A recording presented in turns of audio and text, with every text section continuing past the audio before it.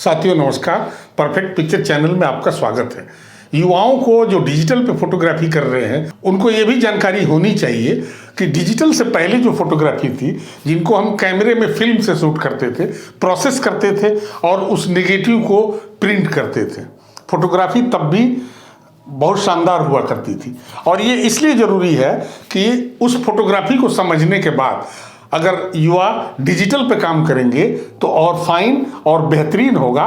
उनकी शूट की संख्या यानी नंबर ऑफ शॉट्स की संख्या भी घट जाएगी, अननेसेसरी के शॉट नहीं खींचेंगे। और पिक्चर को एडिट करते वक्त जब वो फोटोशॉप या कुछ ऐसे एप्लीकेशंस पे काम करते हैं तो उस वक्त उनमें और ज़्यादा गंभीरता आएगी। इस पर एक नहीं बल्कि मैं एक से अधिक वीडियो देने का प्रयास करूँगा। आज आपके सामने पेश है भाग 1।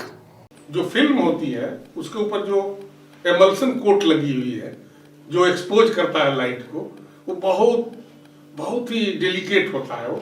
और थोड़ा सा नाखून का झटका भी लगे तो स्क्रैच, और वो स्क्रैच को हटाया नहीं जा सकता और हर प्रिंट पे वो स्क्रैच दिखाई देगा। स्क्रैच से बचाने के लिए बहुत सारी चीजें करनी पड़ती थी। तो जब हम फिल्म शूट करके प्रोसेस करने की सोचते थे तो दो तरह से प्रोसेसिंग होती थी। आमतौर पे जो छोटे छोटे शहरों में स्टूडियोज हैं वो ट्रे में फिल्म को प्रोसेस करते हैं। अब मैं पीछे नहीं जा रहा हूँ, कट फिल्म की तरफ नहीं जा रहा हूँ, मैं रोल फिल्म से शुरू कर रहा हूँ। जब 120 और 35 mm ये रोल आ गए तब तो उसमें एक निर्धारित टेम्परेचर होता है कि इतने, और वो आमतौर पर कूल होता है टेम्परेचर वो, क्योंकि ये बहुत लंबा अरसा गुजर गया कि 20-23 साल पहले तक हम करते रहे। उसके बाद बिल्कुल कोई टच इसके साथ नहीं रहा, लेकिन उसकी टेक्निक अभी तक दिमाग में है ही। तो प्रोसेसिंग करते वक्त फिल्म के लिए जब ट्रे में करते हैं तो बहुत डेलिकेट, बहुत ही खतरनाक सा था, क्योंकि डर होता था कि फिल्म में स्क्रैच लग सकते हैं, टर्न करने में, मोड़ने में थोड़े बहुत ही स्क्रैच भी लगेंगे तो वो प्रॉब्लम क्रिएट करेगा। तो बाद में टैंक आ गए, टैंक में लोड कर दी फिल्म को तो उसकी स्क्रैच का डर नहीं था। तो प्रोसेसिंग टैंक आ गए, तब से वो बचाव हो गया। लेकिन उसमें देखना होता था कि टेम्परेचर प्लस माइनस नहीं होना चाहिए, मेंटेन करना जरूरी है।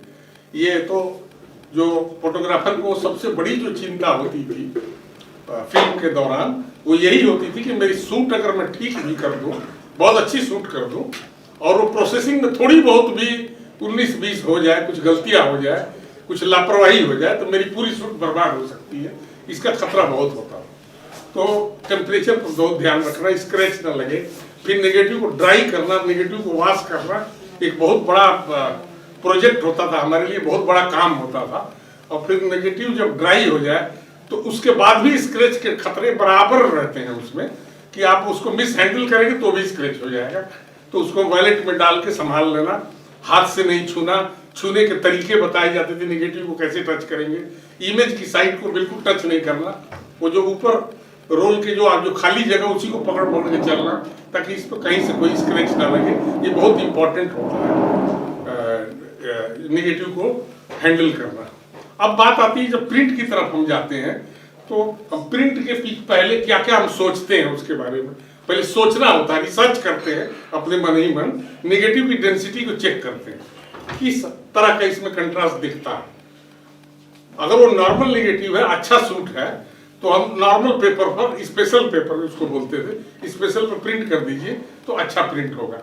लेकिन लगे कि इसमें थोड़ा सा लाइट है, चाहे वो प्रोसेसिंग में हुआ हो या शूट में हुआ हो, दोनों में भी हो सकता है, तो उसके लिए हम कंट्रास्ट बढ़ाने के लिए इस स्पेशल की जगह हम नॉर्मल पेपर और नॉर्मल की जगह एक्स्ट्रा नॉर्मल पेपर, और बिल्कुल जब कोई नेगेटिव अंडर हो जाए तब हार्ड पेपर आता था, तो हार्ड पेपर पर प्रिंट करके हम उसके क्वालिटी को बचाते थे। ये हमको बहुत ध्यान रखना होता था कि अगर नेगेटिव की क्वालिटी में ज्यादा कंट्रास्ट हो या बिल्कुल कंट्रास्ट नहीं है, ओवर एक्सपोज्ड है या बिल्कुल अंडर एक्सपोज है, लेकिन आउटपुट जो होगा वो एक जैसा दिखना चाहिए।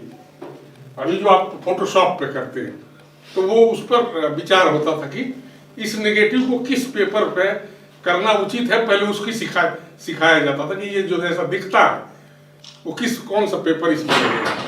अगर वो ज्यादा कंट्रास्ट है, ज्यादा धूप है, शेडो में डिटेल कम हो रही है, और जो ब्राइट कपड़े कोई पहना उस पर डिटेल नहीं दिख रही है, तो उसके लिए हम बिल्कुल सॉफ्ट पेपर लगाते थे और फिर एक और काम करते थे, एक्सपोज के बाद डायरेक्ट उसको प्रोसेस नहीं करते थे, हम प्रोसेस में ले जाना, जब इमेज दिखने लग जाए स्टॉप बात करना, रोक देना, और फिर रॉ केमिकल लेकर के डेवलपर कॉटन में लगा के उस पोर्शन पे जो ज्यादा ब्राइट हो रहा, ऐसी वॉल हो गई व्हाइट, इसमें कोई डिटेल नहीं आ रही, तो उसको हम अलग से बाकी चीजें रोक के अलग से उस पर लगा के फिर बार बार धो के लगा के कि वो एरिया से बाहर ना हो जाए, तो दूसरे इमेज के दूसरे पोर्शन को खराब करेगा, तो उसको बचा के थोड़ी सी व्हाइट से भी डिटेल निकालना, ये काम होता था। सॉफ्ट पेपर इसलिए कि अगर कंट्रास्ट ज्यादा नेगेटिव है, शेडो में डिटेल खत्म हो जाएगी। सॉफ्ट पर जब हम जाएंगे तो शेडो से डिटेल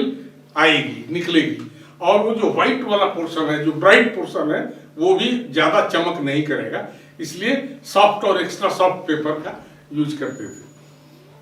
अब आता है कि नॉर्मल तो फिर normal negative, perfect light, perfect shoot, normal paper, special paper, ठीक है। लेकिन जब कंट्रास्ट नेगेटिव में नहीं है तो वो नेगेटिव को देख के जज करते कि कौन सा पेपर लगेगा। मैंने देखा हूं, मैं प्रैक्टिकल अनुभव किया हूं कि जिसमें मैं देख रहा हूं कि इसे नॉर्मल पर ठीक आएगा, बहुत से फोटोग्राफर सॉफ्ट पर प्रिंट कर देते हैं। तो क्यों ये किया? तो आ ही नहीं रहा ठीक, यही आ रहा, क्योंकि वो नॉलेज की कमी डिस्टर्ब करती थी। डिजिटल में झंझट खत्म हो गई, कोई भी कर लेगा, कुछ भी कर लीजिए उसे, पर ये इसमें बहुत केयरफुली करना होता था। अब इसका फायदा क्या है डिजिटल में? अगर आप तो इस टेक्निक को ठीक से समझ जाए, अच्छी तरह से समझ जाएंगे, तो आपको ये आपकी जो डिजिटल की शूट है और सिलेक्शन है पिक्चर का, और उसको जो आप एडिट करते हैं उसकी क्वालिटी को बढ़ा देगा। सिर्फ इसको सीखिए और उस पर काम कीजिए तो आपकी क्वालिटी बढ़ जाएगी, क्योंकि ये बेसिक फोटोग्राफी का सिस्टम वही है। अब मॉडर्न हो गया, इन्हांसमेंट हो गया टेक्नोलॉजी में, और एम्पावर हो गए फोटोग्राफर, लेकिन बेसिक वही चलता है। एक्सपोजर अगर आपका ठीक नहीं है तो इमेज क्वालिटी ठीक नहीं होगा, जैसा नेगेटिव में था वैसे ही डिजिटल में भी है।